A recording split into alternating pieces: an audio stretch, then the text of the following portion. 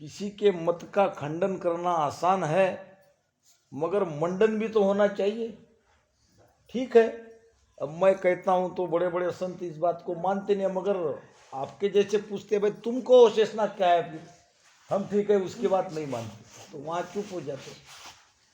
खंडन करने के बाद मंडन होना जरूरी है, नहीं तो आपका भ्रम और बढ़ जाएगा। ये कुछ कह रहे हैं, वो कुछ कह रहे हैं, हम किसकी माने किसकी सुने? वाणी जी की मानो और किसी की मत मानो। तो महाराज कहते हैं 30,000 कति हम वाणी, ध्यान त्रिकुटी लागो, और अजहू मन में लहरा उठे, भरम सकल नहीं भागो। अब वहां उपाय क्या किया जाए? उजड़ पेंडा मिटियान मेरा, दायक चू नहीं आवे। उजड़ पेंडा मिटियान मेरा, दायक चू नहीं आवे। चेला ज्ञान गिरे अर त्यागी, ये को मन नहीं भावे। चेला ज्ञान गिरे अर त्यागी, एको मन नहीं भावे। राम एको मन नहीं भावे। क्या मैं करूं उपाय संतो, क्या मैं करूं उपाय? उजड़ पेंडा, पेंडा कहते हैं रास्ते को, उजड़ कहते हैं उजड़ रास्ता, जो बस्ती में नहीं ले जाता, जो कहीं ले जाता। तो जब मन की लहरें उठती है, मन के विचार जो के त्यों आते हैं या कम आते हैं मगर आते हैं, तो अभी हमको वो रास्ता नहीं मिला जिस रास्ते पे जाने पर मन का पूरी तरह से निज मन में परिवर्तन हो जाएगा। क्योंकि यहाँ त्रिकुटी में होता क्या है? दरिया देखे दोए पख, त्रिकुटी मंद संधार, निराकार एके दिशा आकार। तो यहाँ जब त्रिकुटी में ध्यान आता है, गुरु महाराज की सत्ता ऊपर खींचती है और माया नीचे खींचती है। अब त्रिकुटी में ध्यान जाने पर भी ध्यान हमारा नीचे जा सकता है, क्योंकि जिसका ज़्यादा जोर हम पे चलेगा हम उसी ओर जाएंगे। अब वहाँ अगर जोरदार भजन नहीं होता है, इसलिए वहाँ पे शूरवीर की आवश्यकता है। त्रिकुटी में बहुत जोरदार भजन करना पड़ता है, तब ऊपर खींचे जाएंगे, नहीं तो माया नीचे खींचेगी। तो यहाँ त्रिकुटी में हमको और भी वो सही रास्ता नहीं मिला। सही रास्ता तो तब मिलेगा जब त्रिकुटी पार हो जाएंगे। उजड़ पेंडा मिट्याहन मेरा, दायक छू नहीं आवे। तब एक साधक को, एक ध्यानी को कहीं भी उसका मन नहीं लगता है। जब शांति नहीं है, जब आनंद नहीं है, जो लगन से जिस प्रेम से उसने भजन किया है वो आनंद नहीं आ रहा है, तो उसको कुछ भी अच्छा नहीं लगता, कहीं भी मन नहीं लगता। दायक चू नहीं आवे मतलब उसको कुछ भी पसंद नहीं है। चेला ज्ञान गृह और त्यागी एको मन नहीं भावे। न चेला करना अच्छा लगता है, न गृहस्थी में रहना अच्छा लगता है, न गृहस्थी से त्याग में जाना अच्छा लगता है। सब जगह बेचैन, चैन कहीं नहीं है। चैन इसलिए नहीं है कि वो दिव्य अनुभूति की प्राप्ति होना बाकी है, तड़प रहे हैं मगर आगे रास्ता नहीं सूझ रहा है। तब अंदर से आवाज उठती है, क्या मैं करूं उपाय संतो, क्या मैं करूं उपाय। तो मन इस किसी में भी नहीं लगता है। सांख्य जोग और नवद्या भगति, ये को मन नहीं धीरे।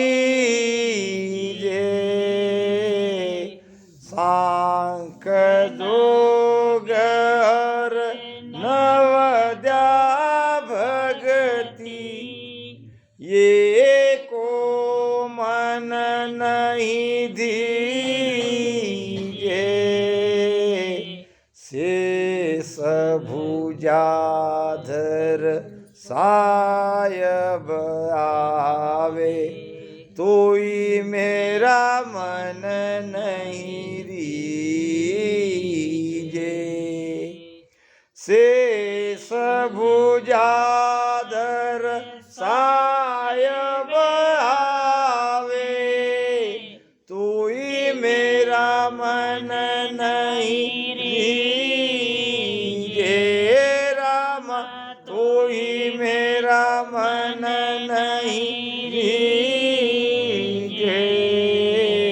क्या मैं करूं उपाय संतो, क्या मैं करूं उपाय। सांख्य योग, योग कई प्रकार के हैं। हमारा राजयोग है और हठ योग है, अष्टांग योग है, पवन योग है और सांख्य योग है। योग का अर्थ होता है जुड़ना। किसको कहते हैं योग? जुड़ना। हमारी आत्मा परमात्मा से जुड़ रही है तो हम राजयोग के द्वारा ही वहाँ जा रहे हैं। कोई हठ योग कहते हैं, कोई सांख्य योग करते हैं, कोई पवन योग करते हैं, कोई श्वासा को ब्रह्मांड में चढ़ाते हैं, कोई नव द्वार को बंद करते हैं और श्वासा को ऊपर चढ़ा के अनहद की ध्वनि सुनते हैं। ऐसे कई तरह के योग है। ये सब 10वें द्वार तक के। 10वें द्वार के आगे योग नहीं जाएंगे। तो यहाँ महाराज कह रहे हैं कि अब सांख्य योग क्या है। सांख्य योग को समझो। महाराज ने एक भजन में बड़ी सुंदर बात कही है। फाड़र पीठ चढ़े आकाशा, है कुदरत लिवधारा। सा फाड़र पीठ चढ़े आकाशा, है कुदरत लिवधारा। अष्टांग योग सांख्य नहीं पवना, ऐसा खेल हमारा। अष्टांग योग सांख्य नहीं पवना, ऐसा खेल हमारा। राम ऐसा खेल हमारा। देखा इच चरज भारी संतो देख्याई चरज भारी। अमर लोक में संत विराजे वहाँ सुरत लिव मारी। रामा वहाँ सुरत लिव मारी। देख्याई चरज भारी संतो देख्याई चरज भारी।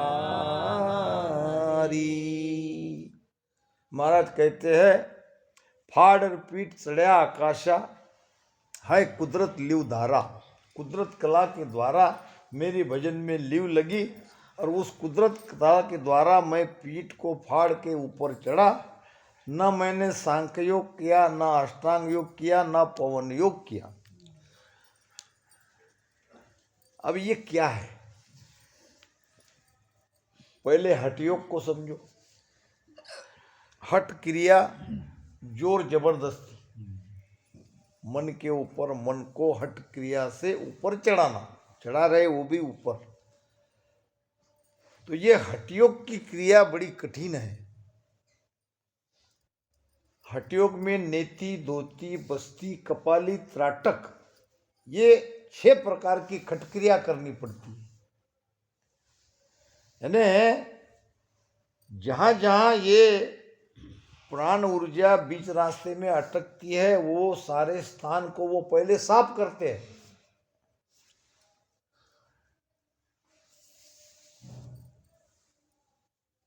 जल नीति करने से गुदा को, मूल द्वार को वो साफ करते हैं, फिर ब्रह्मस्थान को साफ करते हैं,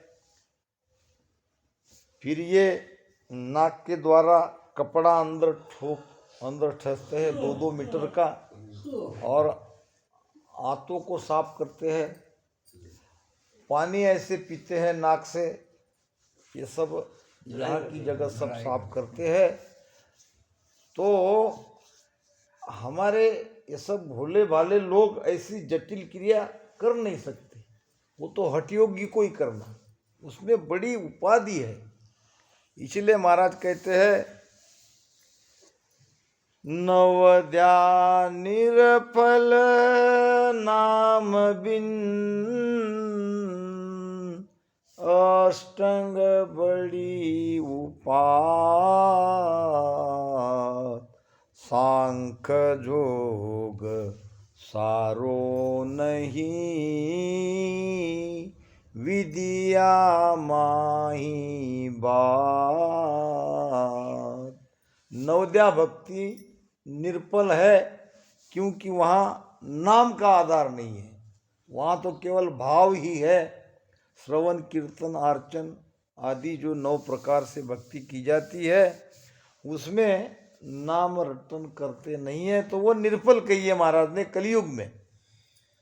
और अष्टांग में, इन योगों में बड़ी उपाधि है, बड़ी पीड़ा है, बड़ी कठिनाई है, और सांख्य योग से हम वहाँ तक नहीं पहुँचते। तो अष्टांग योग के भी 2 प्रकार है, एक पातंजलि का अष्टांग योग, एक हठ क्रिया का अष्टांग योग।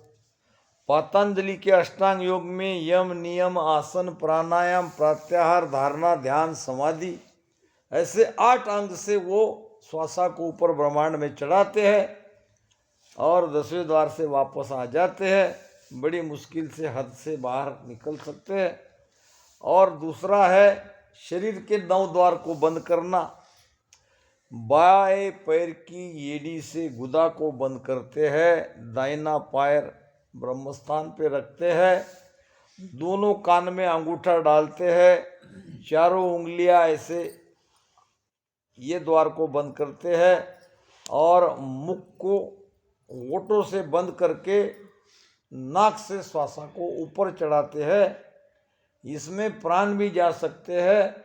अगर ये योग सिद्ध हुआ तो ज़्यादा से ज़्यादा अनहद की ध्वनि सुनेंगे, इससे ज़्यादा कुछ फायदा नहीं होगा। वो भी जब तक करते रहेंगे तब तक सुनते रहेंगे। हमारे जैसा नहीं है। हमारा तो एक बार वो नियंचर जग जाए, उसके साथ सुरती लग जाए तो सुरती अखंड रहती है। हमारा भजन होते ही रहता है। भजन करेंगे तो और ज्यादा से उसका आनंद आएगा, और भजन ना भी करे तो सुरती बराबर शब्द के साथ लगी रहती है। ये हमारा ऐसा योग है, हमारा सहज योग है, हमारा राजयोग है। आप बड़े आराम से घर में रहते हुए भी इस योग का आधार से नियंचर को जगा सकते हैं और ऊपर चढ़ सकते हैं और मोक्ष में जा सकते हैं, इसमें कोई संदेह नहीं है। तो सांख्य योग क्या करता है? सांख्य योग किसको कहते हैं? सांख्य योग किसने बनाया? ये सांख्य योग ब्रह्मा का है। और ब्रह्मा जी की उत्पत्ति किस लिए हुई?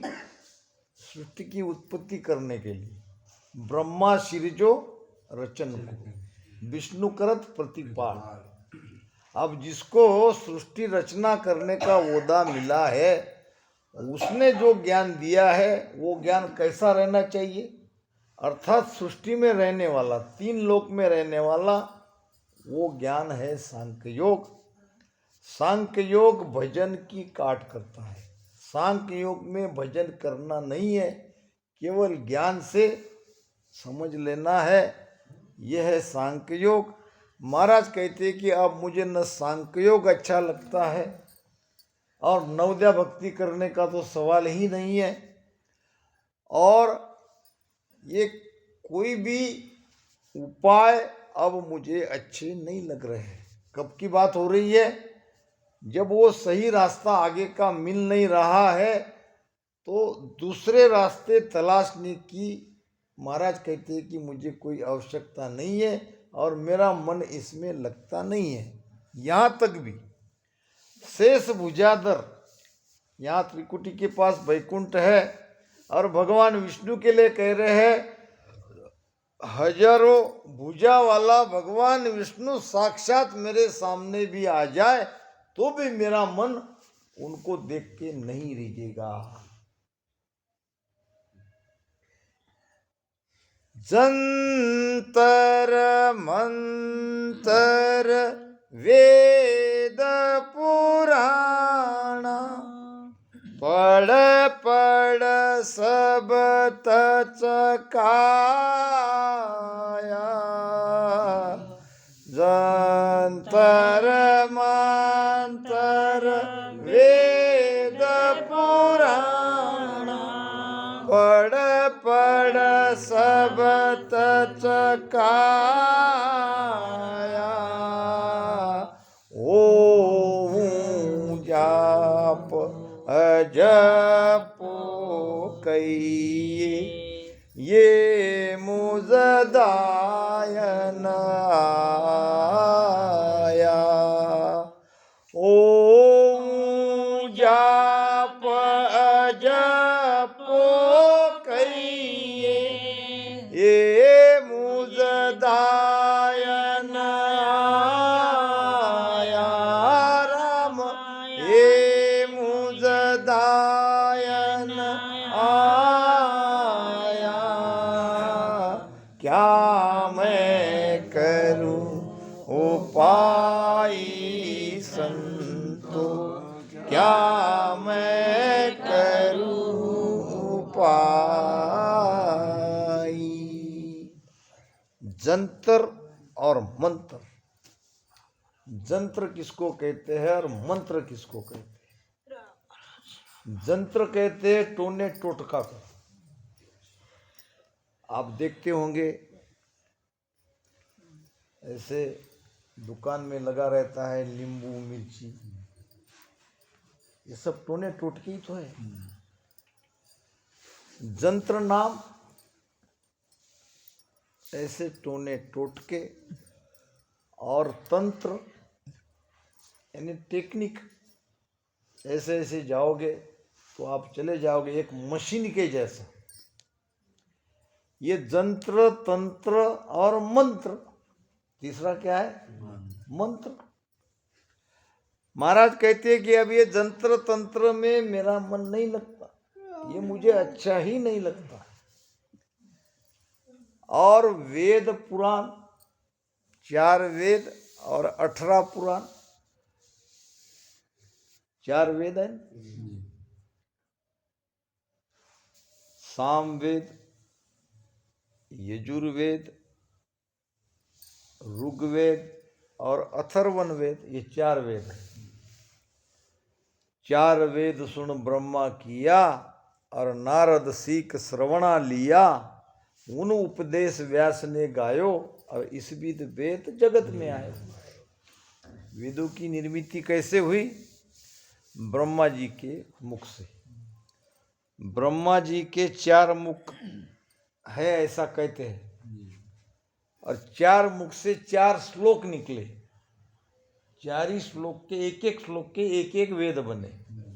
अब वेदों का ज्ञान सबसे पहले किसने सुना, किसने कहा?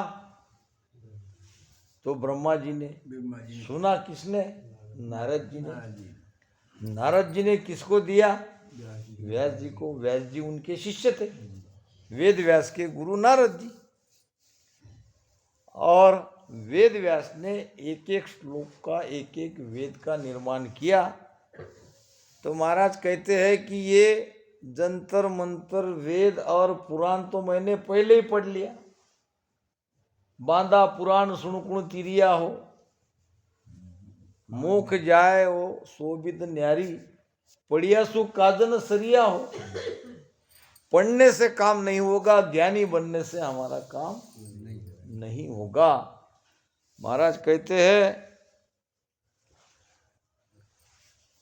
ज्ञानी सबे भरम में भूला, सो मुझनाय पिछाणी, उलटी करे निंदा जुग माई, निरणो क्षाणन आने। मोक्ष प्राप्ति अगर ज्ञान का विषय रहता कि हम और आप यहाँ बैठे हुए हमारे सभी भोले भाले राम स्नेही मोक्ष में जा नहीं सकते, इनको बेचारों को कहाँ ज्ञान मिलेगा? ये तो अपना घर परिवार का कामकाज करके जितनी समय मिलती है उतनी समय भजन करते हैं, सत्संग मिले तो सत्संग सुनते हैं, और इसी से ही काम हो रहा है। अगर ज्ञान से ही मोक्ष प्राप्ति हो जाती तो ये हमारे बस की बात नहीं थी। एक से एक महान ज्ञानी संसार में है। ये ज्ञान का विषय नहीं है, ये बुद्धि का विषय नहीं है, ये प्रेम का विषय है, ये समर्पण का विषय है। प्रेम और समर्पण, और इस भेद से आप घर में बैठ के राम राम करते रहोगे तो आप मोक्ष में बड़े आराम से चले जाओगे। यहाँ कोई कठिनाई नहीं। ये ज्ञान को, गहराई को इसलिए समझाना पड़ रहा है कि महाराज के साथ क्या क्या हुआ, महाराज ने क्या क्या अनुभव किया, और हमको हमारा अनुभव का मिलान ज्ञान से करना है। सर्वानंद की कथा आती है। कबीर साहब का शिष्य बाद में बना, पहले था उसका नाम सर्वानंद, और बड़ा ज्ञानी था, शास्त्रों में पारंगत, और उस समय के बड़े बड़े ज्ञानी उनसे शास्त्रार्थ करने में, उनसे चर्चा करने में डरते थे। अब ऐसे महान ज्ञानी, एक उसकी विशेषता थी, जिनसे भी वो शास्त्रार्थ करते थे जीत तो सर्वानंद की होती थी, और जो हार गए उसकी शास्त्र की किताबें अपने काबू में कर लेते थे। वे तुम हार गए, लाओ तुम्हारा ज्ञान। अब हारने वाला क्या करेगा? वो दे देता था। ऐसे ज्ञानियों को हरा हरा के 40 बैल पे वो शास्त्र उन्होंने ऐसे रखे। कितने बैल?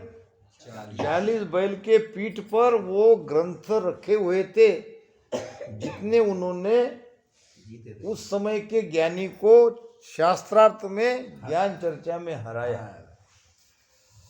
अब जब 40 बैल के पीठ पर इतने बड़े बड़े शास्त्र लादे गए, वो जब निकलते थे तो 40 बैल ऐसे निकलते थे, लोग समझते थे कि आ गए महान ज्ञानी।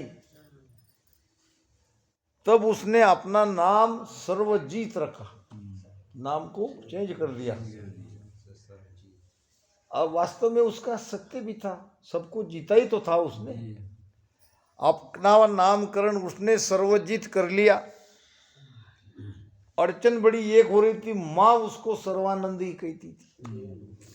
उसने कहा, माता जी आप देखती नहीं हो, मैंने संसार के सारे ज्ञानियों को हराया है, सब दुनिया मेरा लोहा मानती है और सब ने मुझे सर्वानंद से सर्वजीत की उपाधि दी है, तो तुम भी मुझे सर्वजीत करके बुलाया करो।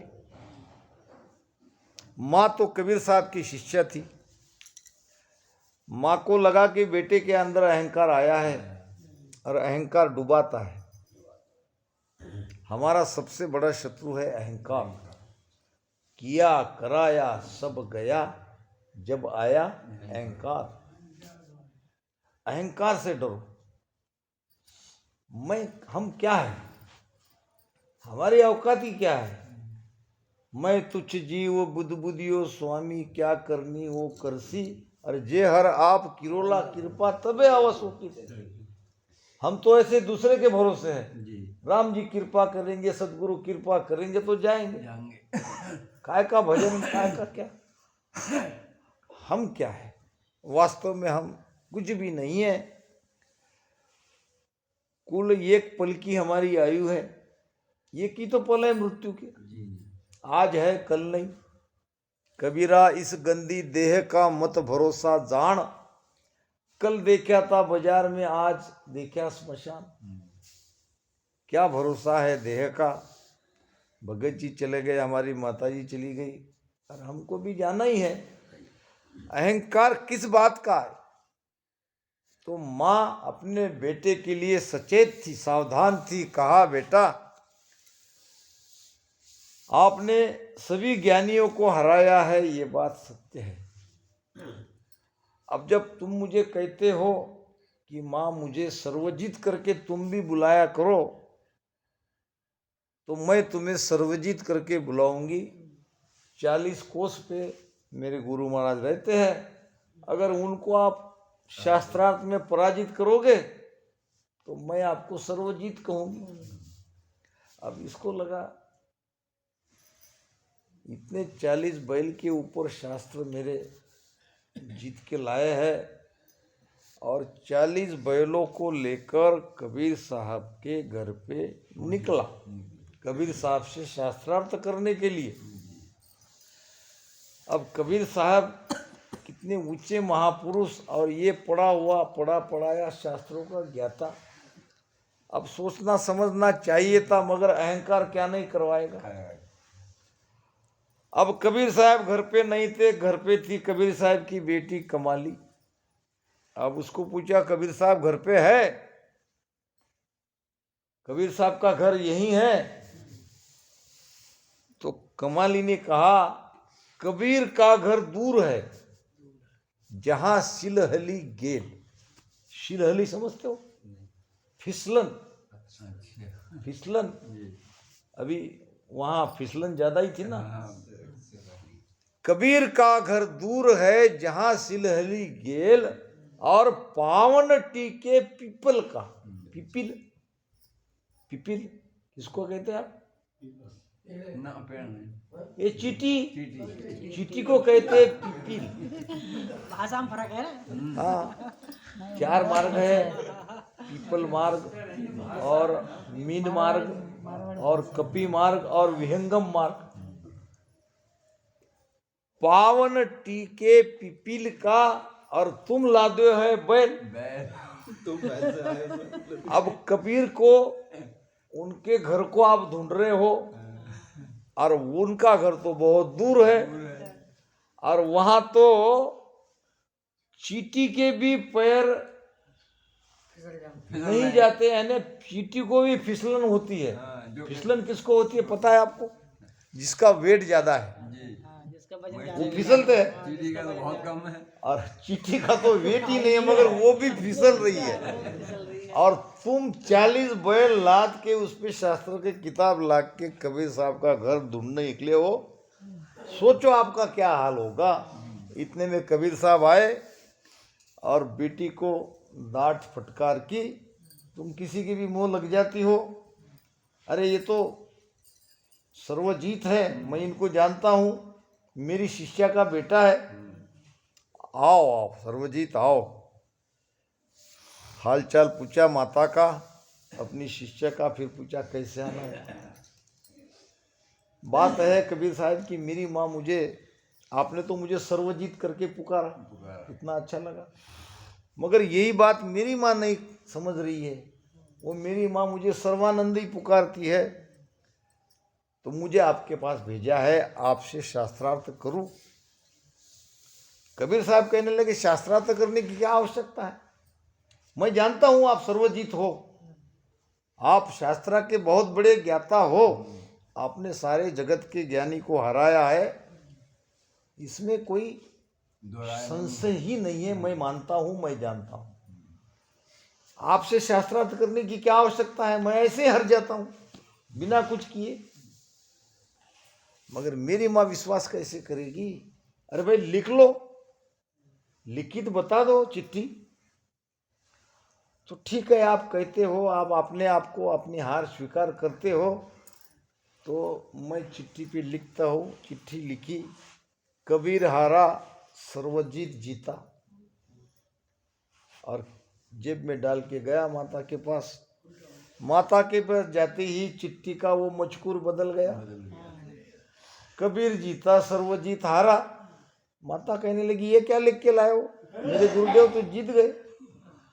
आपने ही लिखा ना? हाँ मैंने ही लिखा, और कबीर साहब ने कबूल भी किया। उनके नीचे देख लो, अंगूठे की निशानी होगी। कबीर तो पढ़े लिखे नहीं थे। कबीर जीता सर्वानंद हारा। उसको लगा कि हो सकता है मेरी लिखने में गलती हो गई होगी, भागा भागा वापस गया। कबीर साहब कहने फिर से आ गए। महाराज जी ऐसा है कि आपने तो हार मानने की है, मगर वो लिखने में थोड़ा गड़बड़ हो गई, मैंने गलती से आपको जीता लिख दिया, या हो सकता है कहीं कुछ गड़बड़ हुई हो, तो आप क्या, तो आप सही सही लिखो, आराम से लिखो, 2-3 बार उसको देखो, अब गलत नहीं लिखना। हाँ पहले सोच समझ के देखो फिर लिख के। अब लिखा कबीर हारा सर्वजीत जीता, 2-2 3-3 बार उसको देखा, आराम से उसकी घड़ी की, जेब में डाला, निकला माँ के पास, बताया माँ को, तो वही निकला, कबीर जीता सर्वजीत हारा। फिर उसका माथा टनका, जरूर कोई बात है उस महापुरुष में। भागा भागा गया और कबीर साहब ने पैर के गिर पड़ा पैर में, बाप जी माफ करो, मैंने आपको पहचाना नहीं, आपकी महिमा सारे संसार में है, मैं तो एक मामूली ज्ञानी हूँ, मगर मुझे इसका अहंकार आया था और माँ ने मुझे सही जगह भेजा, तब सर्वजीत कबीर साहब का बहुत बड़ा शिष्य बना। तो ये ज्ञानी का ऐसा ही होता है, ज्ञानी अर्थ माय जो जोवे ओ अर्था सु न्यारा, और क्यों कर लके पिंडत को सायब सत्स्वरूप विचारा। ज्ञानी तो अर्थ ही निकालेगा शब्द का, और ये अर्थ के परे है, ये सुनने समझने के भी परे है। अर्था परे समझसु आगे गम सेंसु बारा, हर के सुकराम सुनो बैरागी वो शब्द हमारा। अब इसको तो अर्था में लाना पड़ रहा है, इसको तो कहने समझने के लिए हमारे व्यवहारिक भाषा में ज्ञान का आदान प्रदान करना पड़ रहा है। सत्य को कहा नहीं जाता, सत्य प्रकट होता है, सत्य की व्याख्या नहीं होती है, सत का उच्चारण मुख से नहीं किया जाता। वो जाप अजब को कहिए, ये मुझ दायन आया। अब ये एक श्वासा है ओम, एक श्वासा है सोम। अब एक ओम सोम श्वासा में जब तक हमारा ध्यान हो रहा है, साधना का लेवल वहीं तक है, तब तक हम पहुँचे नहीं हैं। अब भीतर में जाती है वो सोहम श्वासा है, और जिसके द्वारा हम बोलते हैं वो ओम है। ये ओम सोम का ध्यान करना, इसमें मन लगाना, इसमें ध्यान करना अब मुझे अच्छा नहीं लगता, क्योंकि श्वासा की अब ऊर्ध्वगति हो गई है, श्वासा सीधे ऊपर चढ़ी है। अब ये ओम सोम का इसमें तो कोई करने का सवाल नहीं रहा। के सुख राम एक मोय सूजे, कोई देश मूलक मारो आगो। के सुख राम एक मोय सूजे, कोई देश मूलक मारो आगो। इन कारण आ बिरह उदासी, ध्यान जमाने लागो।